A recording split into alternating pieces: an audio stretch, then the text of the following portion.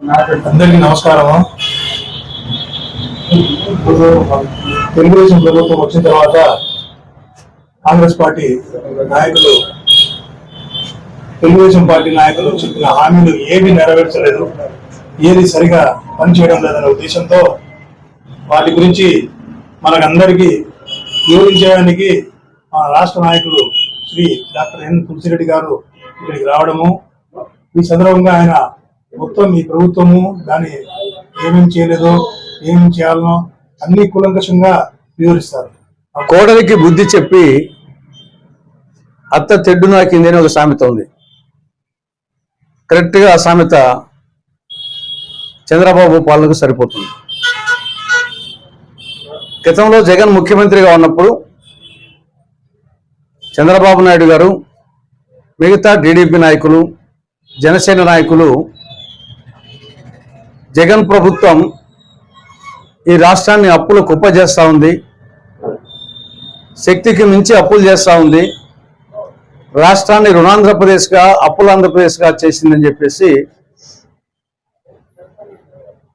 ప్రతిరోజు విమర్శించడం జరిగింది. కానీ ఇప్పుడు టీడీపీ కూటమి అధికారంలోకి వచ్చిన తర్వాత అదే పని వీళ్ళు చేస్తున్నారు. ఈ 2.5 నెలల్లో రిజర్వ్ బ్యాంకు వద్ద సెక్యూరిటీ బాండ్ల వేలం ద్వారా 15,000 కోట్ల రూపాయలు రుణాన్ని సేకరించడం జరిగింది. 2.5 నెలలు 15,000 కోట్ల రూపాయలు.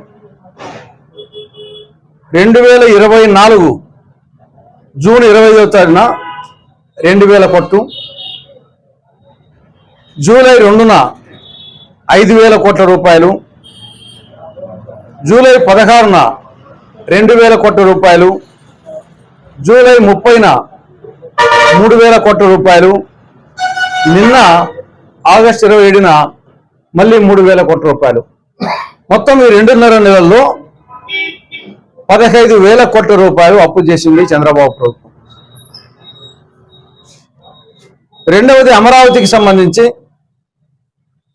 విభజన చట్టంలో సెక్షన్ 94 ప్రకారంగా రాజధానికి సంబంధించి రాజ్భవన్ కానీ, సచివాలయం కానీ, అసెంబ్లీ కానీ, హైకోర్టు కానీ, మిగతా ఇన్ఫ్రాస్ట్రక్చర్కు సరిపడే డబ్బులు నిధులు కేంద్ర ప్రభుత్వము గ్రాంట్గా ఇవ్వాలి. ఇది చట్టం చెప్తా ఉంది.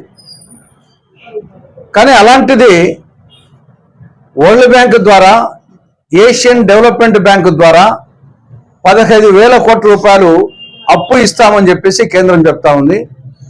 అదే మహాభాగ్యం అన్నట్లు చంద్రబాబు ప్రభుత్వము బిహేవ్ చేస్తూ ఉంది.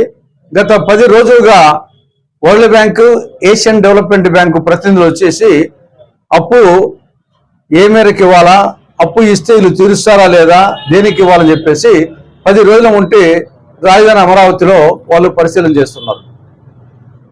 అంటే గ్రాంట్గా ఇవ్వాల్సిన దాన్ని అప్పుగా కేంద్ర ప్రభుత్వము వరల్డ్ బ్యాంక్ చేత, ఏషియన్ డెవలప్మెంట్ బ్యాంక్ చేత అప్పు ఇప్పిస్తా ఉంది. ఇది అదనపు అప్పు, అది 15,000 కోట్ల రూపాయలు. కాబట్టి ఇప్పటికైనా చంద్రబాబు ప్రభుత్వం